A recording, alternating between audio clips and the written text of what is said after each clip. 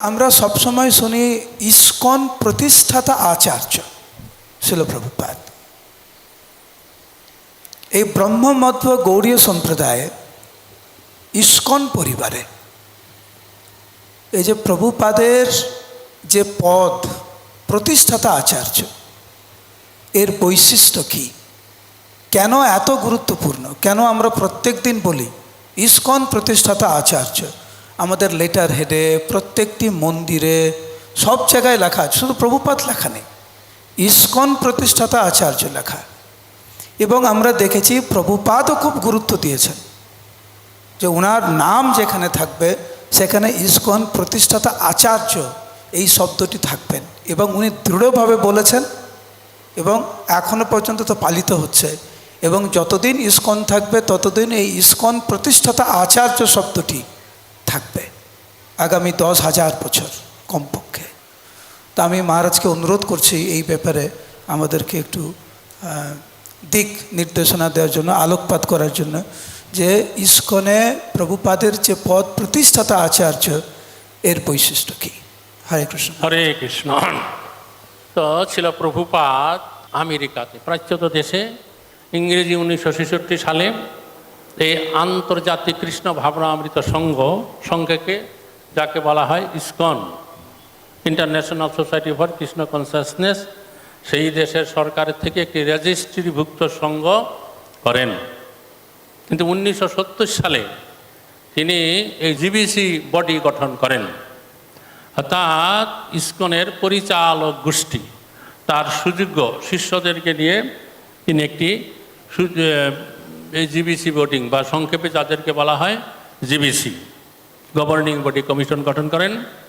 এবং ইংরেজি 1974 সালে প্রভুপাদ তার নিজে ইসকনে যে তার কি পজিশন তা নির্ধারণ করেন। তিনি সেখানে লেখেন যে International Society for Krishna Consciousness founder Acharya ছিল এসি ভক্তিবেদান্ত স্বামী। তো ইসকনের প্রতিষ্ঠাতা আচার্য ছিল প্রভুপাদ। তো আমাদের একজন মহারাজ অনেক বছর আগে বলেছিলেন যে এই ইসকনে অনেক আচার্য, অনেক গুরু আসবে, কিন্তু ছিল প্রভুপাদ হচ্ছে ইসকনের একমাত্র প্রতিষ্ঠাতা আচার্য। এই পদরা তার একেবারে স্থায়ী। প্রজন্মের পর যত আসবে তারা সকলেই এটা জানবেন যে ছিল প্রভুপাদ হচ্ছে ইসকনের একমাত্র প্রতিষ্ঠাতা আচার্য এবং ইসকনের শিক্ষাগুরু। এই পদ কেউ তাকে হটাতে পারবে না। এবং যেখানে ইসকনের প্রভুপাদের বই ছাপা হবে এবং যেখানে ইসকনের মন্দির, তার প্রচার পত্রিকা, হ্যান্ডবিল, যা কিছু লেখা হবে তাতেই থাকবে যে ISKCON International Society for Krishna Consciousness founder Acharya ছিল এসি ভক্তিবেদান্ত স্বামী প্রভুপাদ। এটা প্রত্যেক জায়গায় এটা লিখতে হয়, প্রতিটা বিল্ডিংয়ে, প্রতিটা বইতে, যে কোনো প্রচার পত্রিকায় আমাদের তাতে এটা লেখা থাকবে। তো এটা হচ্ছে প্রভুপাদের একটা বৈশিষ্ট্য যে তিনি হচ্ছেন আমাদের ইসকনের একমাত্র প্রতিষ্ঠা আচার্য। এবং আমরা যা কিছু সিদ্ধান্ত গ্রহণ করি, কোনো জটিল বিষয় বা কোনো সমস্যা দেখা দিলে, তখন আমাদের দেখতে হয় যে ছিল প্রভুপাদ এই বিষয়ের উপরে কি বলেছেন। প্রভুপাদ যে গ্রন্থ রচনা করে গেছেন, অনুবাদ করেছেন, তাৎপর্য লিখেছেন, তাতে তার সমস্ত কিছু সমস্যার সমাধানের উত্তর দেওয়া আছে। এই জন্য আমাদের এই সমস্ত গ্রন্থাবলী অধ্যয়ন করে আমাদের জানতে হবে যে প্রভুপাদের সিদ্ধান্ত বিষয়টা কি আছে। তো যাই হোক, এইভাবে প্রজন্মের পর ভবিষ্যতে যারা আসবে, বর্তমানে যারা আছেন, অতীতে যারা ছিলেন, তারা সকলেই এই জিনিসটা মনে রাখবেন যে ছিল প্রভুপাদ হচ্ছে আমাদের ইসকনের একমাত্র ফাউন্ডার আচার্য এবং তিনি যেই শিক্ষা দিয়ে গেছেন তার শিক্ষা অনুসারে আমাদের ইসকন চলছে এবং ভবিষ্যতেও চলবে। হরে কৃষ্ণ। প্রভুপাদের সাথে প্রত্যেকটি ইসকন ভক্তের একটি সম্পর্ক রয়েছে। বিশেষ করে আমরা যারা দ্বিতীয় প্রজন্মের ভক্ত, আমরা প্রভুপাদকে সরাসরি দেখিনি, ওনাকে সেবা করার, বপু সেবা করার সুযোগ হয়নি, ওনার থেকে সাক্ষাৎ ভাগবত পাঠ আমরা শ্রবণ করিনি। দ্বিতীয় প্রজন্মের ভক্তরা কিভাবে প্রভুপাদের সাথে যে সম্পর্কটা আমাদের রয়েছে সেটা আরও কিভাবে ঘনীভূত, আরও কিভাবে গভীর আমরা প্রভুপাদের সাথে সম্পর্ক গড়ে তুলতে পারি মানুষ? আচ্ছা, হরে কৃষ্ণ। এ হচ্ছে যে আমরা যারা সাক্ষাৎভাবে প্রভুপাদের সান্নিধ্য বা দর্শন করতে পারি নাই, সরাসরি তার মুখে ভগবানের কথা, ভাগবতম কথা শুনতে পাইনি, তথাপি আমরা কি করতে পেরেছি, প্রভুপাদ যেই সমস্ত লেকচার প্রদান করেছেন পৃথিবীর বিভিন্ন স্থানে, সেগুলো সংরক্ষণ করা আছে। তা সংরক্ষণ করে তা আমরা বাজিয়ে রেখে শুনতে পারি। তদুপরি প্রভুপাদের সান্নিধ্য যারা লাভ করেছিলেন তাদের শ্রীমুখে আমরা প্রভুপাদের অনেক কথা, লীলা কথা আমরা শুনতে পাচ্ছি। তারপরে প্রভুপাদ অপ্রকটের পরে প্রভুপাদ লীলামৃত গ্রন্থ রচনা করা হয়েছে। সেই লীলামৃত গ্রন্থে প্রভুপাদের প্রথম জীবন থেকে শেষ অবধি সম্পূর্ণ কথা বর্ণনা করা আছে। আমরা যদি সেই গ্রন্থ ভালো করে অধ্যয়ন করব, তাহলে আমরা প্রভুপাদের সম্বন্ধে সমস্ত কিছুই জানতে পারব। তদুপরি প্রভুপাদ যেই সমস্ত গ্রন্থাবলী অনুবাদ করে গেছেন, শ্রীমদ্ গীতা, ভাগবত, চৈতন্য চরিতামৃত, ভক্তিরসামৃত, সিন্ধু উপনিষদ প্রভৃতি গ্রন্থাবলীতে প্রভুপাদ সমস্ত কথা, সমস্ত সিদ্ধান্ত বর্ণনা করে গেছেন। ভগবদ্গীতার 700 শ্লোক অনুবাদ করেছেন, তাৎপর্য লিখেছেন, এবং শ্রীমদ্ ভাগবতমের 18,000 শ্লোক লিখেছেন, অনুবাদ তাৎপর্য করেছেন। তদুপরি চৈতন্য চরিতামৃত গ্রন্থের 12,555টা শ্লোকের অনুবাদ তাৎপর্য করেছেন। তা প্রভুপাদ নিজেই বলেছেন যে আমি কখনো মরব না, আমার এই গ্রন্থের মাঝে আমি চিরকাল বেঁচে থাকব। তিনি বলেছেন আগামী 10,000 বছর আমি এইভাবে থাকব। এখন আমরা যখনই কোনো সমস্যায় পড়ব বা কোনো সিদ্ধান্ত গ্রহণ করতে কোনো জটিলতা দেখা দেবে, তখনই আমাদের চিন্তা করতে হবে, বের করতে হবে প্রভুপাদ এই বিষয়ের উপরে কি বলে গেছেন। সমস্ত সিদ্ধান্ত প্রভুপাদের গ্রন্থের মধ্যে রয়েছে। আরেকটা গুরুত্বপূর্ণ কথা হচ্ছে, প্রভুপাদ একবার এক জায়গায় বলেছিলেন যে আমি যখন অনুবাদ করতে বসি তখন স্বয়ং কৃষ্ণ আমার সম্মুখে এসে আমাকে নির্দেশ দেন। কৃষ্ণের কাছ থেকে আমি নির্দেশনা পাই, এবং সেই সমস্ত গ্রন্থাবলী, আমার অনুবাদিত গ্রন্থ যখন আমি পড়ি তখন আমি আবার খুব আনন্দ প্রাপ্ত হই। এইভাবে দেখা যায় যে প্রভুপাদ শ্রীকৃষ্ণের কাছ থেকে সরাসরি তিনি নির্দেশ পেয়েছেন এই সমস্ত গ্রন্থাবলী অনুবাদ করতে। কাজেই এই সমস্ত গ্রন্থাবলী অত্যন্ত গুরুত্বপূর্ণ। আমরা যদি প্রতিদিন কমপক্ষে 1-1.5 ঘন্টা এই প্রভুপাদের গ্রন্থাবলী তাৎপর্য যদি আমরা পাঠ করব, তাহলে আমরা কখনোই মায়াগ্রস্ত বা মায়ার দ্বারা কবলিত হব না। আমাদের এই ভক্তি জীবন অটুট থাকবে, এটা আমাদের জানতে হবে। যদি অনেকে আমাদের ভিতর অনেকে বলে যে প্রভুপাদ সমস্ত গ্রন্থে একই রকম কথা লিখেছে, এটা হচ্ছে কি তারা বাস্তবিক পক্ষে প্রভুপাদের গ্রন্থ তেমন পড়েননি। প্রভুপাদের গ্রন্থ ছাড়া অন্য গ্রন্থ পড়ছে। আমরা অন্যান্য আচার্যদের পূর্ববর্তী গ্রন্থ আমরা পড়ব, কিন্তু আগে আমাদের সংস্থার যে আচার্য প্রভুপাদ প্রতিষ্ঠাতা তার গ্রন্থ আগে পড়তে হবে, তারপরে আমরা অন্য অন্য গ্রন্থ পড়ব, তাইলে এটা ঠিক থাকবে। যদি আমরা প্রভুপাদের গ্রন্থ ভালো করে না পড়ি অন্য গ্রন্থ পড়ব, তাইলে সেটা ঠিক হবে না, আমরা বিভ্রান্ত কবলে পতিত হব। তো যাই হোক, এইভাবে আমরা প্রভুপাদের নির্দেশনা অনুসারে যদি আমরা চলবো, তাহলে আমাদের এই ভক্তি জীবন, আমাদের এই ভগবত সেবা সমস্ত কিছু ঠিকঠাক চলবে। হরে কৃষ্ণ।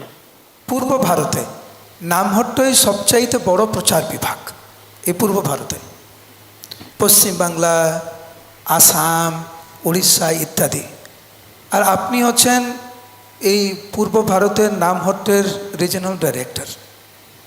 এখন আমরা আলোচনা করছি কিভাবে দ্বিতীয় প্রজন্ম তাদের সম্পর্ক প্রভুপাদের সাথে আরও গভীরভাবে ঘনীভূত হবে। প্রভুপাদের সাথে সম্পর্ক, যখন কোনো নতুন ব্যক্তি নামহট্টের সাথে যুক্ত হয় তো নামহট্ট বিভাগের পক্ষ থেকে বাস্তবিক কি কি পদক্ষেপ নেওয়া হয় যে তাদের সাথে প্রভুপাদের পরিচিতি খুব সুন্দরভাবে হয়, তাদের সাথে প্রভুপাদের সম্পর্ক আরও গভীরভাবে হয়? এটার জন্য নামহট্ট বিভাগ কি কি বাস্তবিক পদক্ষেপ গ্রহণ করে? হরে কৃষ্ণ। আমাদের যখন কোনো নতুন নামহট্ট গঠন করা হয়, তো সেখানে প্রতিটা গৃহ যারা যারা গুরু আশ্রয় বা হরিনামে দীক্ষিত হয়, তাদেরকে বলা হয় যে প্রতিদিন সকালবেলা মঙ্গল আরতি করবার কিছুক্ষণ পরে যে প্রভুপাদ পূজা মানে গুরু পূজা করতে হবে। তো তারা সেখানে ধূপ ধূপ দিয়ে প্রভুপাদের পূজা করেন এবং তাকে পুষ্পাঞ্জলি প্রদান করেন। আর প্রত্যেকে আমাদের এই যখন সেখানে পাঠ কীর্তন হয়, সেখানে প্রভুপাদের কথা বলা হয়, যে কোনো অনুষ্ঠানে হোক বা ব্যক্তিগতভাবে হোক, এবং তাদেরকে জানানো হয় যে ছিল প্রভুপাদ হচ্ছেন আমাদের এই আন্তর্জাতিক কৃষ্ণ ভাবনামৃত সংঘের প্রতিষ্ঠাতা আচার্য, এবং প্রভুপাদের শিক্ষা অনুসারেই আমাদের এই ইস্কন চলছে, এবং আমাদের ইস্কনের যত গ্রন্থাবলী আছে সমস্ত গ্রন্থাবলী প্রভুপাদ, এই গীতা ভাগবত চৈতন্য চরিতামৃত সমস্ত গ্রন্থাবলী এই প্রভুপাদ অনুবাদ করেছেন এবং তাৎপর্য লিখেছেন। এইভাবে এই সমস্ত গ্রন্থাবলী আলোচনা, শোনা, গুরু পূজা ইত্যাদি করার মাধ্যমে তারা বুঝতে পারেন যে প্রভুপাদ এই হচ্ছেন আমাদের আন্তর্জাতিক কৃষ্ণ ভাবনামৃত সংঘের একমাত্র প্রাণপুরুষ, এবং তার শিক্ষা অনুসারে আমরা এই চলছি। তার মানে এই নয় যে আমরা অন্যান্য আচার্যদের অবহেলা করব, তা নয়। প্রভুপাদের শিক্ষা গ্রহণ করব এবং অন্যান্য আচার্যদের কথা আমরা শুনব, কিন্তু আমাদের জানতে হবে প্রভুপাদই হচ্ছেন আমাদের ইস্কনের একমাত্র প্রতিষ্ঠাতা আচার্য, তার শিক্ষা অনুসারেই আমরা চলছি। এবং যে কোনো সিদ্ধান্ত গ্রহণ করবার সময় আমরা আলোচনা করা হয় যে প্রভুপাদ এই সম্বন্ধে কি বলছেন, সেই অনুসারে চলছে। এইভাবে তারা প্রভুপাদের সাথে সম্পর্কযুক্ত এবং প্রভুপাদ চেতনায় তারা উদ্বুদ্ধ হন। ছিল প্রভুপাদের সফলতা এক কথায় অকল্পনীয়, অবর্ণনীয়। বিশ্বের ইতিহাসে এরকম কোনো বর্ণনা পাওয়া যায় না। আপনি দয়া করে আমাদের কাছে একটু বর্ণনা করুন যে প্রভুপাদের সফলতার কারণ। প্রভুপাদকে ভক্তি সিদ্ধান্ত ঠাকুর প্রভুপাদ 3 বার আদেশ করেছিলেন। একবার 1922 সালে প্রথম দর্শনে, দ্বিতীয়বার তার দীক্ষার সময়ে, আর তৃতীয়বার পত্রের মাধ্যমে।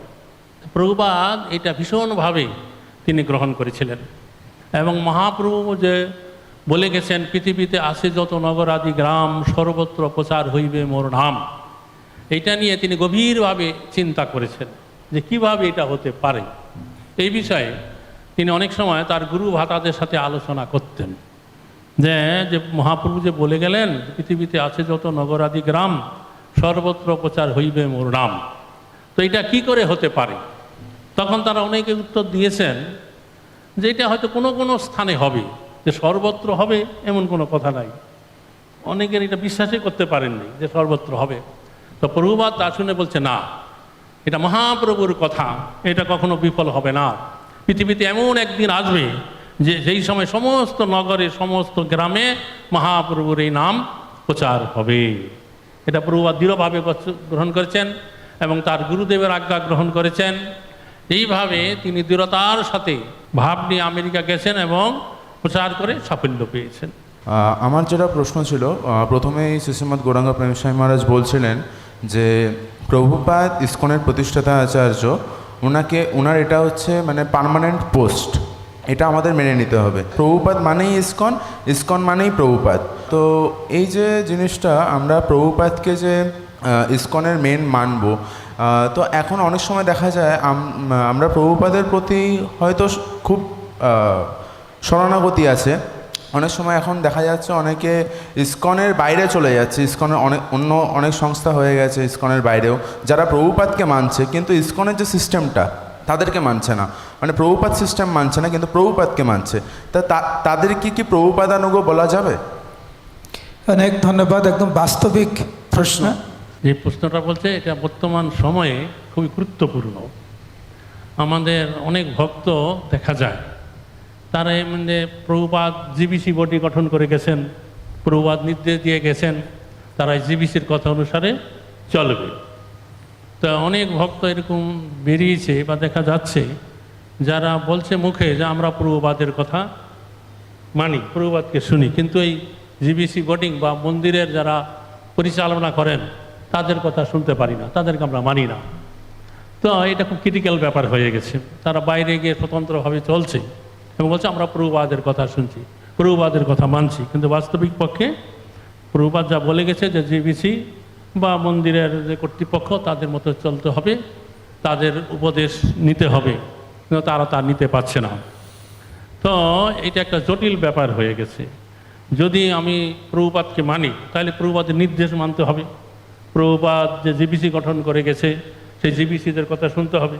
আমি প্রভুপাদকে মানি অত জিবিসিকে মানি না, তারা তাহলে প্রভুপাদের কথার সাথে মিল হলো না, তারা প্রভুপাদকে মানে এই কথা বলা যায় না।